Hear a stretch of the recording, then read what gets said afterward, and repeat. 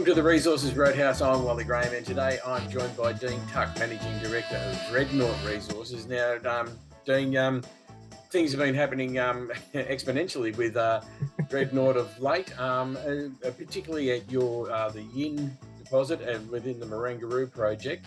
Tell me about it.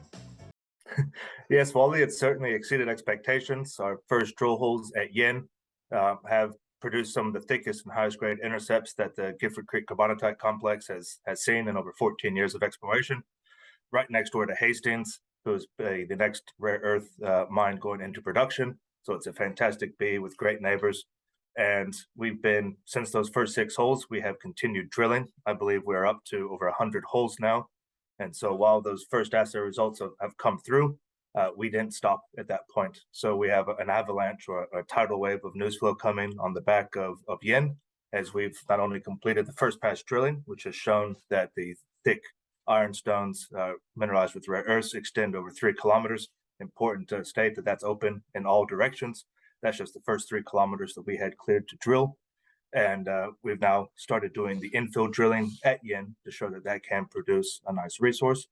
And we'll get that resource out this year. And here in the next week or two, we'll be moving from Yin over to Y3, which is where we had some of our highest grade rock chips to date from the Mangaroon project. Knock out another 2.5, 3 kilometers of ironstones that are sticking out of the ground there, and then move up to our C1 to C5 carbonatite targets, which have a fantastic opportunity to change the scale of the opportunity for rare earths in the Gascoyne region. It's a funny thing about the exploration sector, and everything seems to be. People think, oh, they've discovered something. What a pleasant accident! And there's no such thing as a pleasant accident, as we know with exploration. It's well thought out and it's well sort of established what you want to achieve. So the Yin target, how did that sort of come on the radar screen? There's a lot of serendipity that goes into exploration, making sure you do the right exploration work, get good ground, and also have great geologists. So Mangaroon, we picked up, we saw a large opportunity there, outcropping rocks. We didn't like exploring undercover. It's not a good spot to go for juniors. And we picked that up for the nickel and the gold as our primary focus. We captured all the project scale, all the crustal scale structures in that region. And that took us all the way down next to pegging vacant ground, which was next to Hastings' Yangibana operation. And so after we did the joint venture with First Quantum on the nickel, some of our young geologists decided that they wanted to go out and say, hey, we're next door to Hastings. What do we see? Can we go have a look? We got Luke Blaze and Ross Chandler and Nick Chapman on site.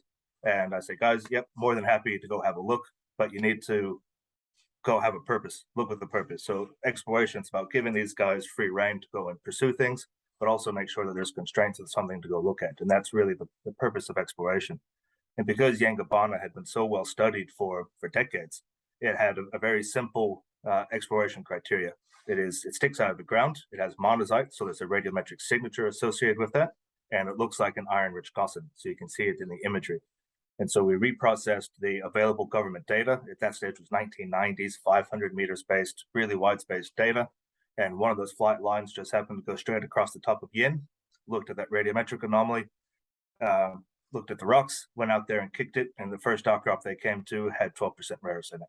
So very simple, effective exploration. That the challenge in exploration is keeping things simple and also challenging the status quo.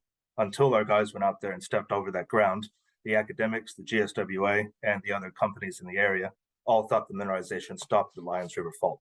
It's a classic story, older than exploration itself. Mineralization often doesn't stop at the fault. And there's also an interesting aspect to the Dreadnought sort of story here at the moment is like you've released announcements that have been encouraging, and the market's actually sort of recognise them. So you're getting a bit of traction in your share price. So that's a good thing because, like as we know, a lot of companies can release announcements and it has zero effect. But you've enjoyed a good run. Absolutely, I think. When you look at exploration, it's hard work, and our team and a lot of other companies out there have been working hard, and there's never a guarantee of success. And even when you have success, there's never a guarantee of being rewarded on the share market. So to see that response on the back of the rare earths is extremely rewarding for the team. It's certainly a morale booster. but it also shows that the markets recognize these intercepts as being really significant. And when you go back and you look at the first drill intercepts into things like Julimar, the first drill intercepts into DeGrussa, into Sirius Nova Bollinger, people knew in those first drill intercepts that this was something special. It was significant.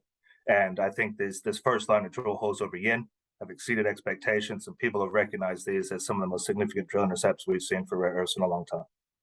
Yeah, all right. Well, so as you were saying just before, you've got the drill bit spinning furiously out there. So, and you've also got a lot of drill core in the lab that you're waiting on the assays for. So, and there's going to be like a healthy amount of news coming out of this particular project.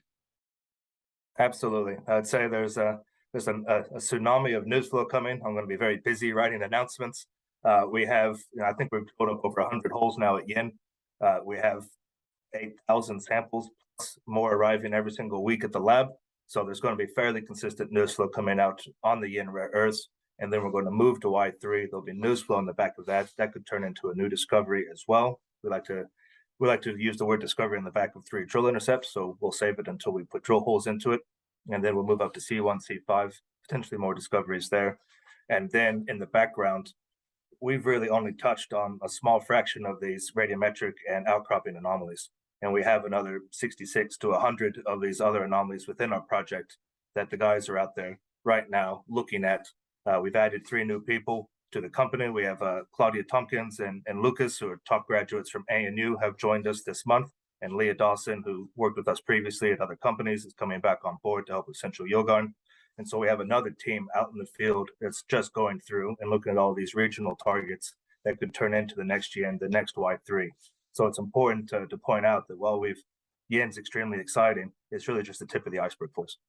Yeah, and portfolio-wise, of course, Mangaroon now is just going to be demanding a lot of attention, but you're still not taking the eye off other projects you've got.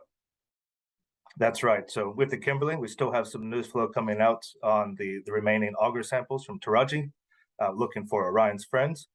Nick Chapman will still be looking after Mangaroon. We will be, off the Kimberley project. So we will be doing some work up there later this year. We'll have some auger rigs kicking in, and in order to keep looking for Orion's friends. And we also have an EM survey coming out over Wambarella, which is a nickel copper PGE target. And then we also have Leah Dawson on board to keep Central Yilgarn ticking over. We just consolidated that region. We think there's a good opportunity for commercialization of that asset. And so we'll be looking at opportunities for the Central Yilgarn as well. All right. Well, as you did say, we are expecting a tsunami of news flow, and we'll keep an eye out for that. But also make sure you keep in touch with us here at the Roadhouse, so that we can keep our readers and viewers informed. Because I'm sure, like everybody else at the moment, they're very interested in what's happening with the Dreadnought story. So until then, thanks for joining us here back at the Roadhouse. It's always a pleasure, and we'll catch up with you next time. Thank you, Wally. Always a pleasure.